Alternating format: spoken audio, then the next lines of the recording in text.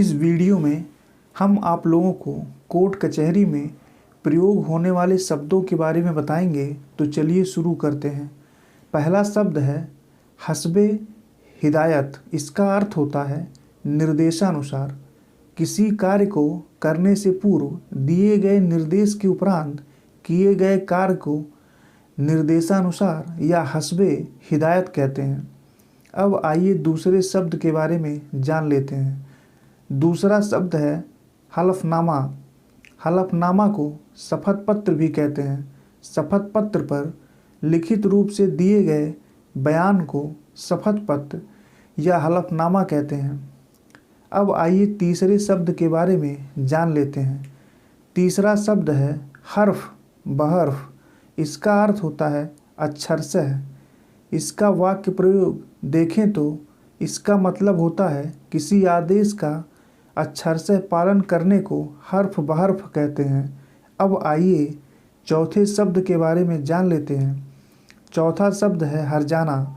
इसका अर्थ होता है छत या क्षतिपूर्ति।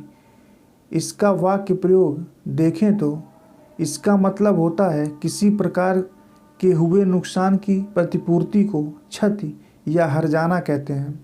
अब आइए पांचवें शब्द के बारे में जान लेते हैं। पांचवा शब्द बात करता है हुलिया के बारे में। इसका अर्थ होता है शारीरिक लक्षण। इसका वाक्य प्रयोग देखें तो इसका मतलब होता है किसी व्यक्ति की शारीरिक संरचना को शारीरिक लक्षण हुलिया कहते हैं। अब आइए छठे शब्द के बारे में जान लेते हैं। छठा शब्द है हुजूर। इसका अर्थ होता है श्रीमान या महोदय। अगर इसका वाक्य प्रयोग देखें तो इसका मतलब होता है किसी व्यक्ति के सम्मान में प्रयोग करने वाले शब्द को श्रीमान महोदय या हुजूर कहते हैं। अब आइए सातवें शब्द के बारे में जान लेते हैं। सातवां शब्द है हाल साकिन।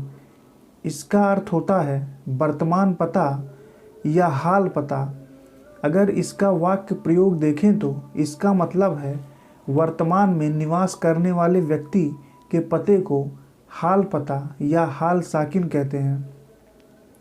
अब आइए आठवें शब्द के बारे में जान लेते हैं। आठवां शब्द है हस्व आदेश। इसका अर्थ होता है आदेशानुसार। अगर इसका वाक्य प्रयोग देखें तो इसका मतलब होता है किसी के द्वारा दिए गए आदेश के अनुपालन में किए गए कार्य को आदेशानुसार या हस्व आदेश कहते हैं। अब आइए नवें शब्द के बारे में जान लेते हैं। नवां शब्द है सूद। इसका अर्थ होता है ब्याज।